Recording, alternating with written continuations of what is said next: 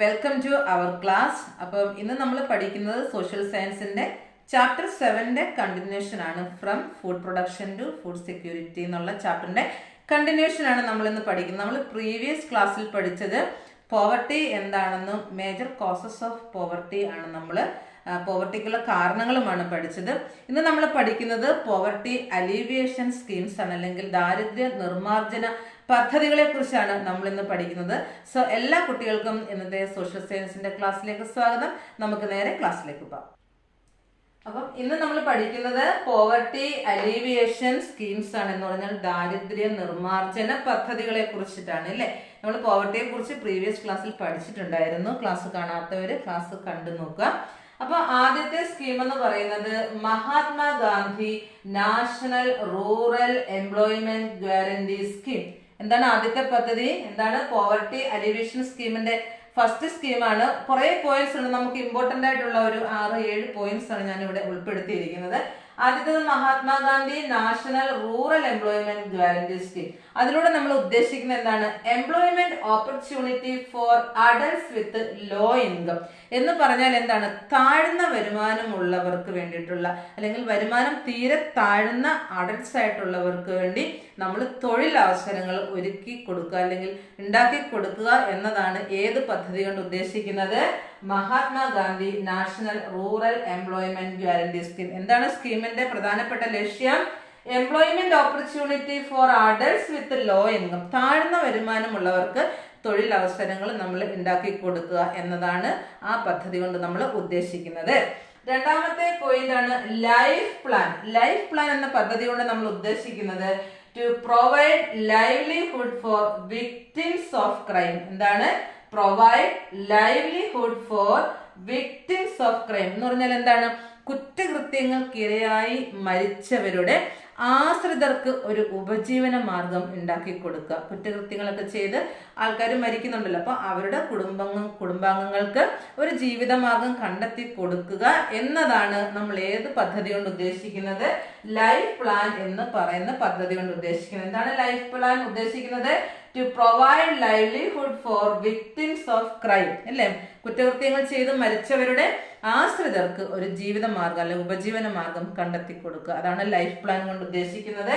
മൂന്നാമത്തത് Ayyankali urban employment guarantee scheme. Ayyankali urban employment guarantee scheme പ്രത്യേകിച്ച് ശ്രദ്ധിക്കണം. അർബൻ ഏരിയയിൽ താമസിക്കുന്ന ആൾക്കാർക്കാണ് അതിന്റെ പ്രയോറിറ്റി ലഭിക്കുക. Employment four adults in urban area who are willing to do unskilled labor. Unskilled labour എന്ന് പറഞ്ഞാൽ നമുക്ക് പ്രത്യേകിച്ച് ട്രെയിനിങ് ഒന്നും, അല്ലെങ്കിൽ അതിന്റെ ട്രെയിനിങ് ഒന്നും ലഭിക്കാതെ തന്നെ ചെയ്യാൻ പറ്റുന്ന ഒരുപാട് ജോലികളുണ്ട് അല്ലെ. അതായത് അവിദഗ്ധ തൊഴിൽ എന്ന് പറയും, ആ വിദഗ്ധ തൊഴിൽ. അപ്പൊ പ്രത്യേകിച്ച് ട്രെയിനിങ് ഒന്നും ഇല്ലാതെ തന്നെ ജോലികൾ ചെയ്യാൻ താല്പര്യമുള്ള, അതായത് അർബൻ ഏരിയയിൽ താമസിക്കുന്ന ആൾക്കാരായിരിക്കണം. അങ്ങനെയുള്ളവർക്ക് എന്താണ്? തൊഴിലവസരങ്ങൾ ഉണ്ടാക്കി കൊടുക്കുക എന്നതാണ് നമ്മൾ എന്തുകൊണ്ട് ഉദ്ദേശിക്കുന്നത്? Ayyankali urban employment guarantee scheme കൊണ്ട് നമ്മൾ ഉദ്ദേശിക്കുന്നത്. അടുത്തത് പബ്ലിക് ഡിസ്ട്രിബ്യൂഷൻ സിസ്റ്റം, അല്ലെങ്കിൽ PDS എന്ന് പറയും. പബ്ലിക് ഡിസ്ട്രിബ്യൂഷൻ സിസ്റ്റം നമ്മൾ ഒരുപാട് കേട്ടിട്ടുള്ള വേർഡ്സ് ആണ്, അല്ലെങ്കിൽ സെന്റൻസ് ആണ്, വാക്കാണ്. എന്താണ് അതിന്റെ ആ പദ്ധതി കൊണ്ട് നമ്മൾ ഉദ്ദേശിക്കുന്നത്? എന്താണ്? Ensuring food security of the people, ജനങ്ങളുടെ ഭക്ഷ്യ സുരക്ഷ ഉറപ്പാക്കുക. അതാണ് നമ്മൾ പബ്ലിക് ഡിസ്ട്രിബ്യൂഷൻ സിസ്റ്റം കൊണ്ട് ഉദ്ദേശിക്കുന്നത്. അതിന് നമുക്ക് എക്സാമ്പിൾ ആയിട്ട് നമുക്ക് റേഷൻ കടയൊക്കെ എടുക്കാം അല്ലേ. റേഷൻ കടയിലൂടെ നമുക്ക് എന്താണ് കുറച്ചുകൂടെ വരുമാനമൊക്കെ കുറഞ്ഞവർക്ക് ഒരുപാട് പ്രയോജനപ്രദമാണ്. എന്താണ് റേഷൻ കട പോലുള്ള സ്ഥാപനങ്ങൾ കൊണ്ട് നമ്മൾ ഉദ്ദേശിക്കുന്നത്? എന്താണ്? കുറഞ്ഞ നിരക്കിലെ അരിയും പഞ്ചസാരയും ഒക്കെ ആൾക്കാർക്ക് ലഭ്യമാക്കാൻ സാധിക്കും. അതാണ് ഏത് സ്കീം കൊണ്ട് നമ്മൾ ഉദ്ദേശിക്കുന്നത്? പബ്ലിക് ഡിസ്ട്രിബ്യൂഷൻ സിസ്റ്റം, അല്ലെങ്കിൽ PDS എന്ന് പറയും. എന്താണ് അതിന് ആ പദ്ധതിയുടെ ലക്ഷ്യം? എന്താണ്?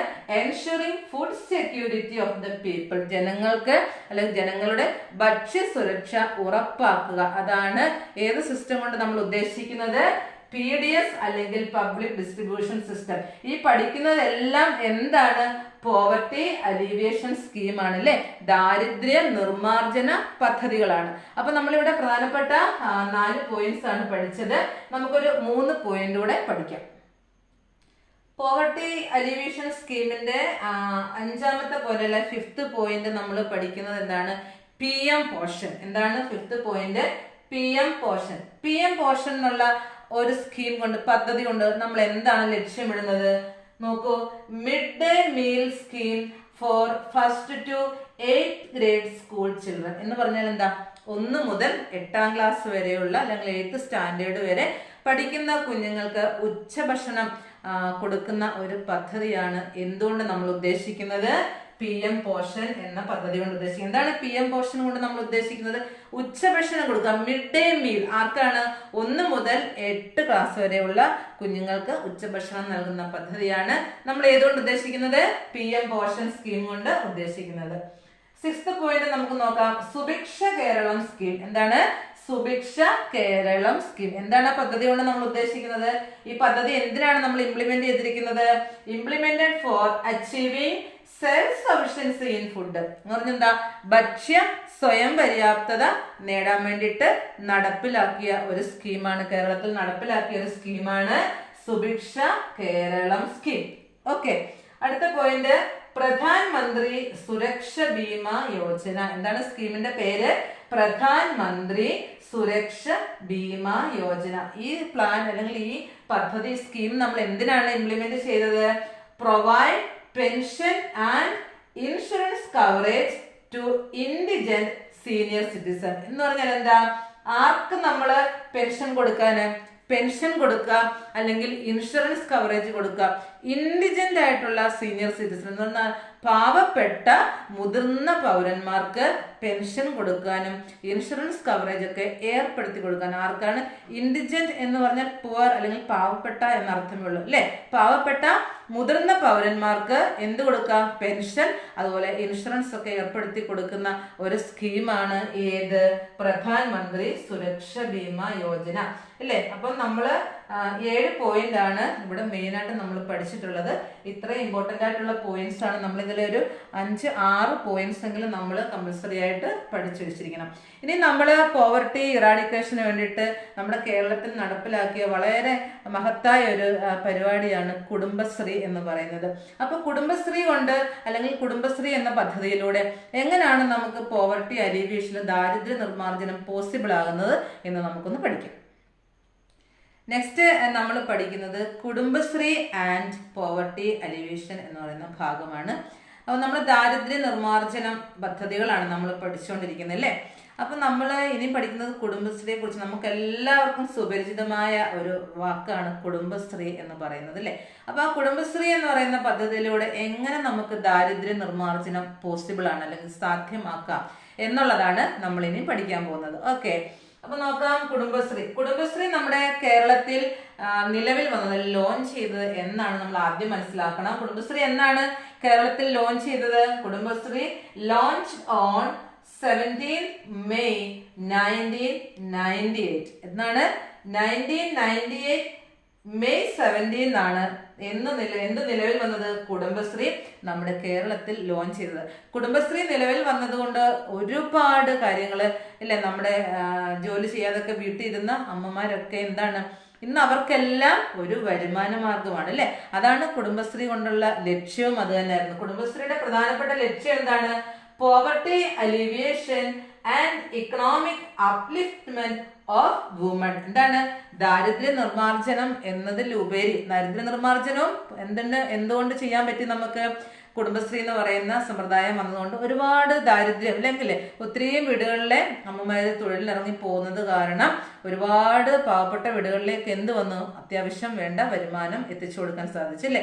മറ്റൊരു പ്രത്യേകത എന്താണ്? കുടുംബശ്രീ കൊണ്ട് ഉദ്ദേശിക്കുന്നതാണ് ഇക്കണോമിക് അപ്ലിഫ്റ്റ്മെന്റ് ഓഫ് വുമൺ എന്ന് പറഞ്ഞാൽ എന്താ?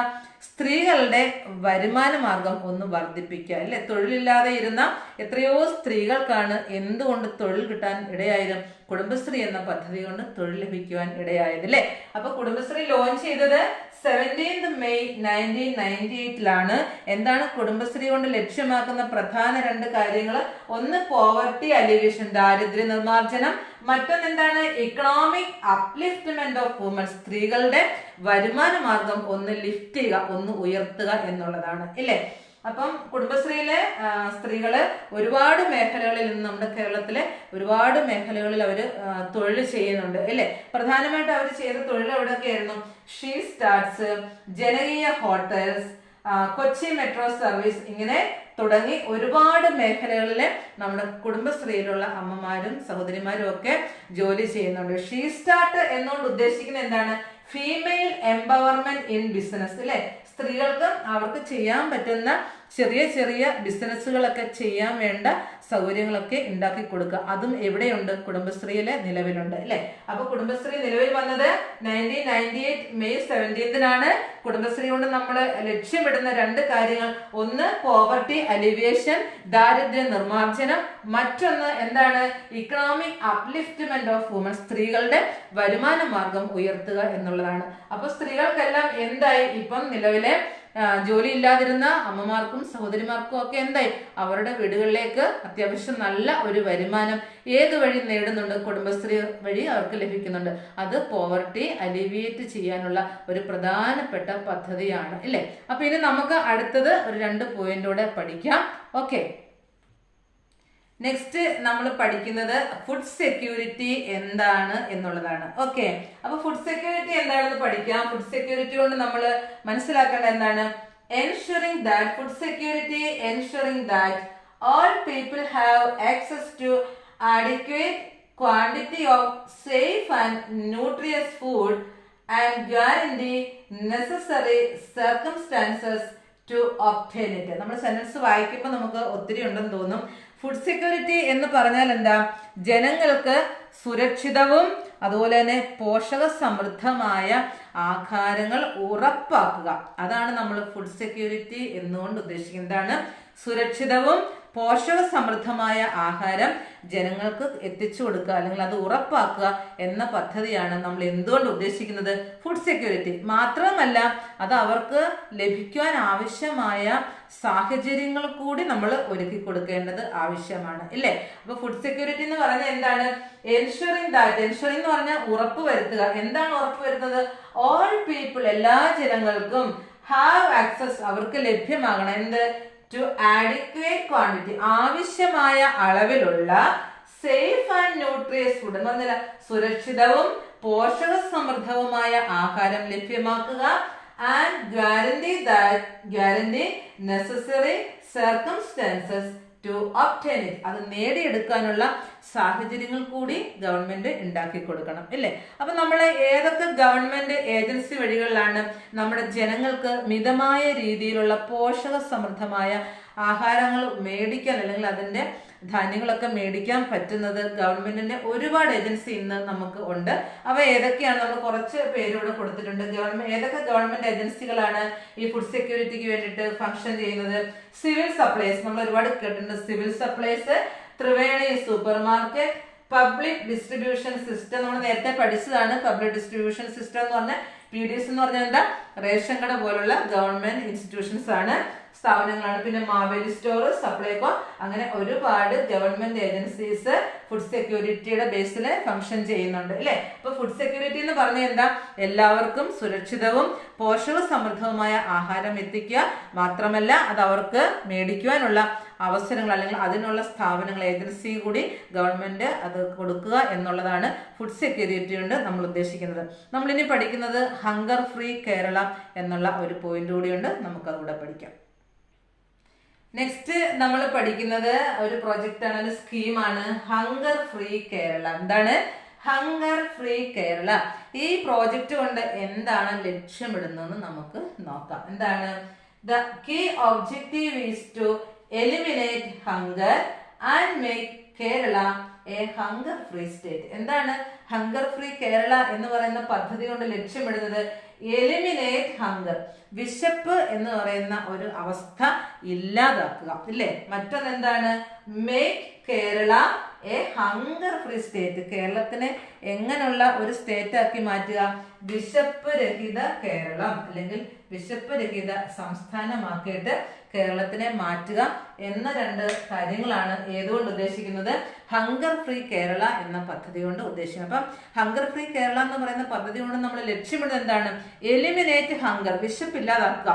പിന്നെ കേരളത്തിനെ ഒരു ഹങ്കർ ഫ്രീ കേരള, വിശപ്പ് രഹിത കേരളമാക്കി മാറ്റുക എന്നുള്ളതാണ് ഈ പദ്ധതി കൊണ്ട് നമ്മൾ ഉദ്ദേശിക്കുന്നത്. അപ്പോൾ പിന്നെ നമ്മൾ ശ്രദ്ധിക്കേണ്ട ഒരു പോയിന്റ്, ഫ്രം 2017 2017-2018 അല്ലേ, 2017-18 കാലഘട്ടങ്ങളിൽ ഈ പ്രോജക്റ്റ് വർക്ക് ചെയ്തത് അല്ലെങ്കിൽ ഫംഗ്ഷൻ ചെയ്തത് കുടുംബശ്രീയുടെ സഹായത്തോടു കൂടിയാണ് അല്ലേ. കുടുംബശ്രീയുടെ സഹായത്തോടു കൂടിയാണ് 2017-2018 ഹങ്കർ ഫ്രീ കേരള എന്ന് പറയുന്ന പ്രോജക്റ്റ് ഫംഗ്ഷൻ ചെയ്തത് അല്ലേ. അപ്പൊ ഇതിന്റെ പ്രധാനപ്പെട്ട ലക്ഷ്യം എന്താണ്? ഉറപ്പാക്കുക. എന്താണ് ഹങ്കർ ഫ്രീ കേരള എന്ന് പറയുന്ന പദ്ധതിയിലൂടെ ഉറപ്പാക്കുന്നത്? എന്താണ്? ഫുഡ് സെക്യൂരിറ്റി ആണ് ശരിക്കും നമ്മൾ ഉറപ്പാക്കുന്നത്. എന്താണ്? ഭക്ഷ്യ സുരക്ഷയാണ് ഉറപ്പാക്കുന്നത്. മറ്റൊന്നെന്താണ്? adequate food to all. എല്ലാവർക്കും ആവശ്യമായ ഭക്ഷണം എല്ലാവരിലേക്കും എത്തിക്കുക, ഭക്ഷ്യ സുരക്ഷ എന്നീ രണ്ട് കാര്യങ്ങൾ ഉറപ്പ് വരുത്തുക എന്നതാണ്, അല്ലെങ്കിൽ കേരളത്തിനെ ഒരു വിശപ്പ് രഹിത സംസ്ഥാനമാക്കി മാറ്റുക എന്ന പദ്ധതിയാണ് നമ്മൾ എന്തുകൊണ്ട് ഉദ്ദേശിക്കുന്നത്? ഹങ്കർ ഫ്രീ കേരള എന്ന പദ്ധതി കൊണ്ട് ഉദ്ദേശിക്കുന്നത്. അപ്പൊ ഇന്ന് നമ്മൾ പഠിച്ചത് പോവർട്ടി അലിവേഷൻ സ്കീമാണ്. അപ്പം എല്ലാ കുട്ടികളും എൻ്റെ ക്ലാസ്സുകൾ കാണുക. ഞാൻ 4 ഭാഗങ്ങളായിട്ടാണ് ഈ ക്ലാസ്സുകൾ എടുത്തിട്ടുള്ളത്. പഠിക്കുവാൻ വേണ്ടിയിട്ട് കുറച്ചുകൂടി വിശകലനം ചെയ്ത് എടുത്തുകൊണ്ടാണ് 4 ഭാഗങ്ങളായിട്ട് എടുത്തിട്ടുള്ളത്. അപ്പോൾ എല്ലാ മക്കളും എല്ലാ കുട്ടികളും ക്ലാസ് കണ്ടിട്ട് എക്സാമിന് വേണ്ടിയിട്ട് പ്രിപ്പയർ ചെയ്യുക. സോ എൻ്റെ ക്ലാസ്സുകൾ നിങ്ങൾക്ക് ഇഷ്ടപ്പെടുന്നുവെങ്കിൽ തീർച്ചയായിട്ടും എന്നെ സപ്പോർട്ട് ചെയ്യാൻ മറക്കരുത്. സോ എല്ലാവർക്കും ബൈ ആൻഡ് താങ്ക് യു.